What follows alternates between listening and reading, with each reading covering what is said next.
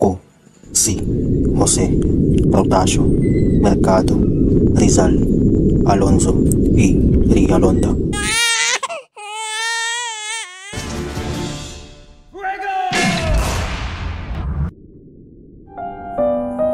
In the heart of the Philippines, nestled amidst the lush greenery of Calamba, Laguna, he was a young boy born on a moonlit night in June 19 of 1861.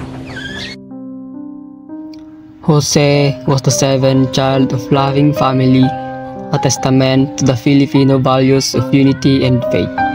His parents, Francisco Mercado Rizal and Teodora Alonzo Rialonda, were known for their strong character and deep devotion. Jose must learn and become educated. Jose's childhood was a tapestry woven with laughter and love. He spent his days exploring the beauty of the family garden. Loved playing with his siblings, especially his younger sister Concha, who sadly passed away when he was just 4 years old. This loss brought him his first experience of sorrow. As vibrant as it is, as the sun shone upon the world, we had lost the great critics. Sa katumbas na diwa, sila ang naging rason at naging panimulang aksyon sa muling pagbangon ng Pilipinas. Wala kaming kasalanan!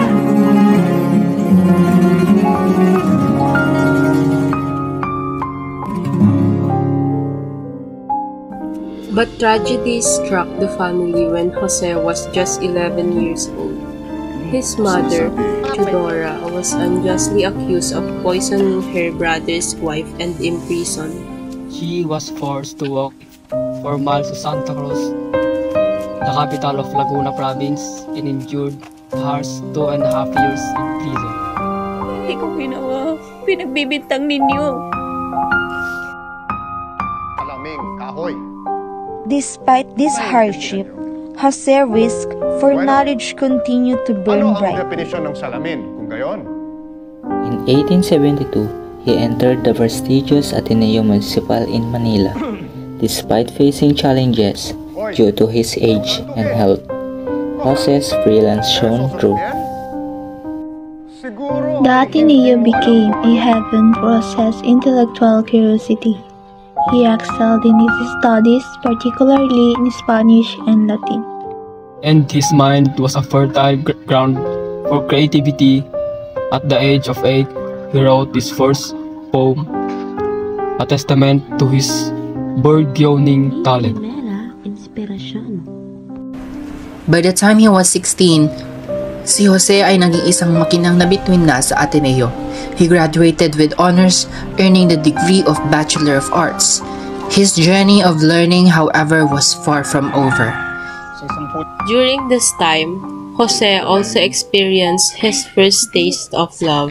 He met a young woman named Segunda Katigbak, who captured his heart with her beauty and charm. Their relationship was a mix of shyness and admiration, a testament to the complicities of young love.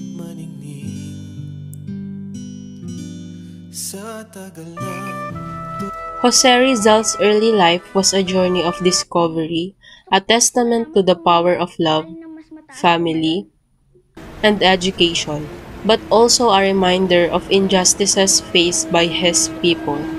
It was a foundation upon which he would build a remarkable legacy, becoming a champion for his people and a symbol of hope for generations to come.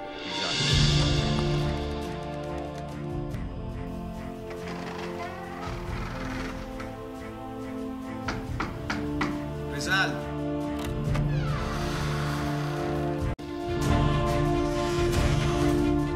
At patuloy itong magliliyab sa puso ng lahat ng mga naantig ng iyong pagpupursige.